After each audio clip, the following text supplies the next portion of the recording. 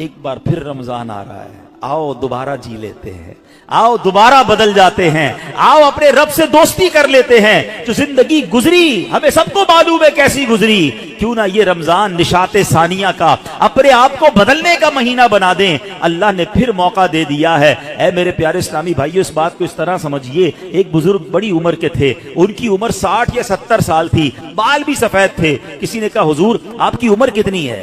कहते 4 साल। हुजूर क्यों मजाक कर रहे हैं, इतनी बड़ी उम्र है, आपके तो अपने पोते पोतियां होंगी, आप कह रहे हैं 4 साल उम्र है। कहते हैं बात यह है कि उम्र तो बहुत ज्यादा है, बस तौबा किए हुए 4 साल ही हुए हैं, अल्लाह से दोस्ती किए हुए 4 ही साल हुए हैं, बाकी जिंदगी तो खेलों में गुनाहों में गुजार दी है।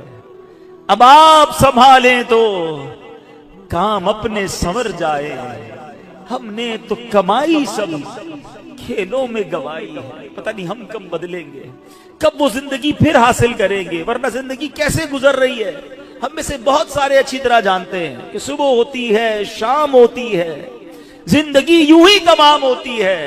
कभी कभी तो डर लगता है यार कि जिंदगी बढ़ रही है, हमारे गुनाह बढ़ रहे हैं, नेकियां बढ़ रही हैं। कभी सोचे तो सही, कोई बैलेंस शीट तो बनाओ कि हर गुजरने वाला दिन हम अपनी मौत के करीब हो रहे हैं। ये जो बर्थडे पर खुशी बनाते हैं उनको सोचना चाहिए। मैं नहीं कहता नाजायज है, लेकिन जिसकी 20 साल का हो गया, 25 साल, 30 साल, आप समझ रहे हैं आप आगे बढ़ रहे हैं, आप मौत के करीब हो रहे हैं, एक जिंदगी का साल कम हो रहा है, हर गुजरने वाला दिन हम कब्र के करीब हो रहे हैं। अकल क्या कहती है कि जो कब्र के जितना करीब होता जाए उसे नेकियां और बढ़ानी चाहिए, मगर हमारा तो माजरा ही अलग है। आला हज़रत कहते हैं ना, नफ्स ये क्या जुल्म है, जब देखो ताजा जुर्म है। नफ्स ये क्या जुल्म है, जब देखो ताजा जुर्म है। ना तुमां के सर पे इतना बोझ भारी, वाह वाह। रोज जुर्म, रोज गुनाह, रोज खताएं, हमारा बनेगा क्या? तो कितनी कमाल की बात इस बुजुर्ग ने कही कि मेरी उम्र तो 4 साल है, क्योंकि उससे पहले वाली जिंदगी तो मैं शुमार ही नहीं करता हूं। तौबा की है, नमाजें शुरू कर दी हैं, अल्लाह को राजी करने वाले काम शुरू किए, यही मेरी असल जिंदगी है।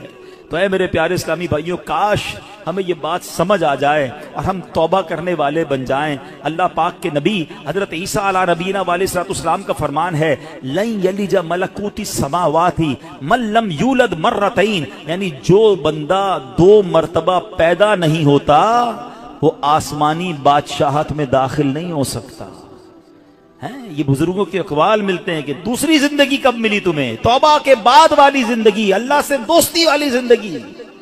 ऐ शराब पीने वालों, ऐ नमाज़े कज़ा करने वालों, ऐ हराम काम करने वालों, ऐ छुप छुप कर गुनाह करने वालों, ऐ चोरी करने वालों, ऐ डाका डालने वालों, ऐ माँ बाप को सताने वालों, कब तक गुनाह करोगे? आओ वो महीना आ रहा है जिस महीने में हमें रब से दोस्ती करनी है, जिस महीने में हमारे दुश्मन, अरे हमें बहकाता कौन है? इब्लीस ना, शैतान। उसी शैतान को तो रमजान में बंद कर दिया जाता है। कितना हमारे लिए काम आसान हो गया, बहकाने वाला ही बंद है।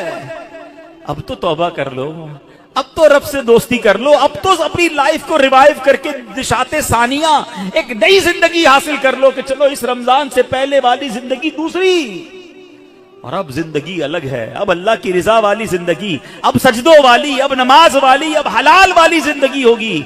आपने 2 सहाबी के वाकयात सुने, 1 साल जिंदा रहे ज्यादा, वो शहीद से आगे बढ़ गए, क्योंकि वो 1 साल उन्होंने सजदों में, नमाजों में, रोजों में गुजारा। हमारा हर साल हमारे न जाने कितने गुनाहों में इजाफा करता होगा, हमें ये गौर करना चाहिए। काश अब जिंदगी को बदलने में कामयाब हो जाएं। हदीस पाक में फरमाया, इन्ना लिकुल्लि शैइन बाबन व इन्ना बाबल इबादतिस सियाम, बेशक हर चीज का दरवाजा होता है और रोजा इबादत का दरवाजा है। तो है मेरे प्यारे इस्लामी भाइयों, काश हम रोजे की अहमियत को समझें। हमारा एक और बड़ा प्रॉब्लम है, हमने रोजे का नाम बस भूखा प्यासा रहने को समझ लिया है। लोग जनाब, हमारे यहाँ तो ऐसे भी लोग पाए जाते हैं, बात आपको अजीब लगेगी। मैं बहुत छोटा था, हमारे इलाके में जब लोग सारी रात जागते हैं, तो एक साहब के बारे में किसी ने अजराए मजाक कहा कि ये साहब भोंपू तो भोंपू रोजा रखते हैं। मैंने कहा ये कौन सा रोजा होता है?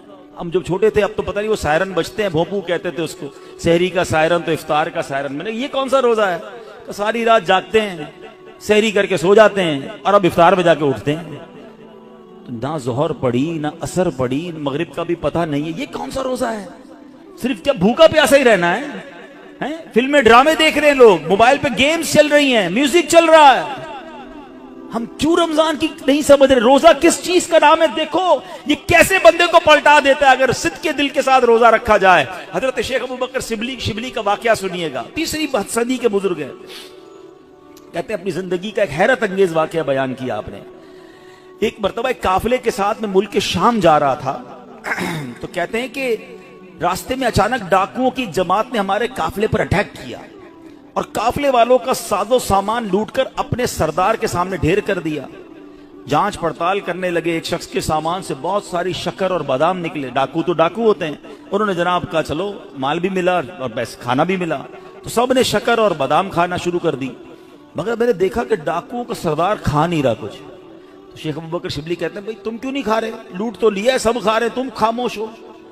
तो कहता है मेरा रोजा है। तो शेख अबू बकर शिबली कहते हैं कि एक तरफ तो लोगों का माल लूट रहे हो, लोगों से पैसे लूट रहे हो और तुम रोजा भी रखे हुए हो, ये क्या बात हुई? तो क्या कहते हैं वो डाकुओं का सरदार कहता है कि अल्लाह पाक से सुलह के लिए कोई राह भी तो बाकी रखनी चाहिए ना। मुझे पता है मैं गलत कर रहा हूं, मगर रब को राजी करने के लिए कोई रास्ता तो बाकी रखूं ना। अल्लाह अकबर। वो कहते मुझे तो, शेख अबू बकर शिबली कहते हैं मैं तो बात भूल गया, मगर कुछ अरसे के बाद मैंने मक्का मुकर्रमा में उसी डाकुओं के सरदार को देखा। उसके चेहरे पर इबादत का नूर था, मुजाहिदात की वजह से उसका जिस्म कमजोर पड़ चुका था, वो एहराम बांधे तवाफे काबा में मसरूफ था। इसी हालत में देखकर मुझे एक बार फिर हैरत हुई। मैंने उनसे पूछा तुम वही नहीं जो डाकुओं के सरदार थे? कहते हाँ बात यह है कि मैं वही हूं, और सुनिए उसी रोजे ने मेरी अल्लाह पाक से सुलह करवा दी है। ये रोजा इबादत का दरवाजा है, इसकी अहमियत तो समझना है। रोजा रख कर जो लोग गुनाह कर रहे हैं, रमजान की रातों में जो गुनाह कर रहे हैं, खुदारा ऐसा ना करें। और आइए गुनाहों भरी जिंदगी से हमें अपने आप को बदलना है। सहाबी रसूल हजरत जाबिर बिन अब्दुल्ला का कमाल का फरमान है। मैंने खुद जिंदगी में पहली बार जो जुमला पढ़ा, लेकिन क्या कमाल की बात आप फरमाते हैं। आप फरमाते ला तजअल यौम सौबिका व यौम फित्रिका सवाउन। फरमाते तुम्हारे रोजे का दिन और बगैर रोजे का दिन, उन दोनों को एक जैसा मत रखो। बात बड़ी पते की है। तुम बगैर रोजे के जैसे होते हो, रोजे में भी वैसे ही हो। रोजे का दिन अलग होना चाहिए, उस दिन इबादतें ज्यादा होनी चाहिए, उस दिन गुनाहों से बदलना होना चाहिए, उस दिन मेरे अंदर और तब्दीली आनी चाहिए। काश आंखों का रोजा हो कि मेरी आंखें हराम ना देखें, काश जबान का रोजा हो कि मेरी जबान झूठ ना बोले, किसी का दिल ना दुखाए। काश मेरे हाथ भी रोजे में हो, ये हाथ किसी जुल्म की तरफ ना बढ़े। काश मेरे पैर भी रोजे वाले हों, ये पैर मुझे किसी हराम के अड्डे की तरफ ना ले जाएं। अल्लाह करे कि सिर्फ भूखा प्यासा नहीं, हम अपने पूरे जिस्म का रोजा रखें, अपने किरदार का रोजा रखें, मेरी जात से किसी को तकलीफ ना पहुंचे। और सच्ची बात बताऊं, रोजा तो बहुत सारे लेसन देता है। तकवे की बात हो रही है ना, एक्चुअली तकवे की शानदार प्रैक्टिस भी हमें रोजा करवाता है। मुझे बताइए, जब हम रोजा रखते हैं और इफ्तार का वक्त करीब आने वाला होता है, लाखों करोड़ों लोग रोजा रखते हैं पूरी दुनिया में, अब देखें तो अरबों लोग रोजा रखते हैं। कोई एक इस्लामी भाई, बच्चा बच्ची मुझे बता दें, इस्लामी भाई इस्लामी बहन, कि जो रोजे से पहले चुपके से घर में जाए, कोई देखने वाला ना हो और कुछ खाना पीना खा ले। आपके साथ कई बार ऐसा हुआ होगा कि इफ्तार से पहले आप घर गए होंगे, घर में कोई नहीं है, आपने फ्रिज खोला होगा, कोई ठंडा शरबत पड़ा हुआ है, फ्रूट कटा हुआ है, घर में पानी का जग भी पड़ा हुआ है, आपको प्यास भी लग रही है, घर में कोई भी नहीं है, कोई एक ऐसा है जिसने चुपके से पानी पी लिया हो। जब कोई नहीं देख रहा, भाई क्यों नहीं पिया आपने, तो आप क्या जवाब देंगे? कौन देख रहा है? अल्लाह देख रहा है। ऐसा ही है ना। अच्छा, ये तो चले खाने पीने की बात है। हम इफ्तार से पहले असर की नमाज पढ़ रहे हैं, हलक खुश्क, थके हारे, वुजू खाने पर गए, वुजू कर रहे हैं। जब कुल्ली करते हैं तो हमारे मुंह में पानी आ चुका है। मुंह और हलक में कितना फासला है? 1 इंच का भी फासला नहीं है। कोई देख भी नहीं सकता कि मैंने कुल्ली करके पानी कितना बाहर निकाला, कितना अंदर डाल दिया। तो एक आधा घूंट पी लो भाई, किसी को नहीं पता चलेगा। तो आप क्या जवाब देंगे? कौन देख रहा है? जवाब जरा बुलंद आवाज से दो ना, कौन देख रहा है? कमाल की बात है। देखो रोजा कैसी शानदार प्रैक्टिस करा रहा है। मैं अकेला हूं, खा पी इसलिए नहीं रहा हूं कि अल्लाह देख रहा है। और आपको पता है यही खाना पीना सहरी का वक्त खत्म होने से पहले भी हलाल, इफ्तार का वक्त हो गया उसके बाद फिर हलाल, सिर्फ इस टाइम में नहीं खा पी रहा। हलाल चीजें थी, रोजे की वजह से बाद में रुक गया। तो जो रब तुम्हें खाते पीते देख रहा है वो हराम काम करते नहीं देखता। आप सोचिए, ये शानदार, हम हर सब जितने मुसलमान प्रैक्टिस करते हैं रमजान में, बिल्कुल पक्की प्रैक्टिस होती है। अल्लाह देख रहा है इसलिए नहीं खाऊंगा, अल्लाह देख रहा है फिर फिल्म क्यों देखते हो, अल्लाह देख रहा है फिर हराम क्यों देखते हो, अल्लाह देख रहा है तुम झूठ क्यों बोलते हो। रमजान में भी गुनाह कर रहे हैं लोग, और रमजान के बाद तो धड़ल्ले से कर रहे हैं। क्या मेरा रब माद अल्लाह तुम्हें सिर्फ खाते पीते देख सकता है? तुम्हें हराम काम करते हुए, हराम कमाते हुए, झूठ बोलते हुए, किसी पर ज्यादती करते हुए नहीं देख रहा? उस वक्त क्यों ख्याल नहीं आता अल्लाह देख रहा है?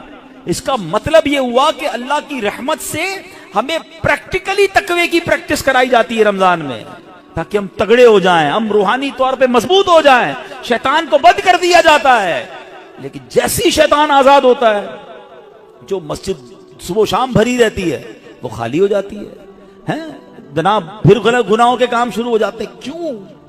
अरे हमारी तो प्रैक्टिस करवाई गई रमजान में कि रमजान के बाद भी मजबूत रहें। आए इस बार ऐसी पक्की सच्ची नीयत कर लो कि इंशाअल्लाह रमजान का भी इंतजार नहीं करेंगे। आज से इंशाअल्लाह अब नमाजों की पाबंदी शुरू हो जाएगी। इंशाअल्लाह आज से अब गुनाहों को छोड़कर रमजान का इस्तकबाल करना है ना। अब मैं आपको बताता हूं मेरे आका रमजान कैसे गुजारते थे। एक आशिक रसूल के लिए तो सबसे बेहतर तरीका तो प्यारे आका का रमजान है ना, जिनके सदके रमजान मिला है, जिनके सदके ये माह मिला है। आइए मैं बताता हूं वो रमजान कैसे गुजारते थे। सुभान अल्लाह। अल्लाह के प्यारे हबीब अलैहिस्सलाम जब रमजान आता ना, बीबी आयशा फरमाती है आपके चेहरे का रंग बदल जाता। अच्छा क्यों बदलता था? कि खौफे खुदा कि कहीं रमजान में हक के बंदगी अदा करने में कोई कमी ना रह जाए।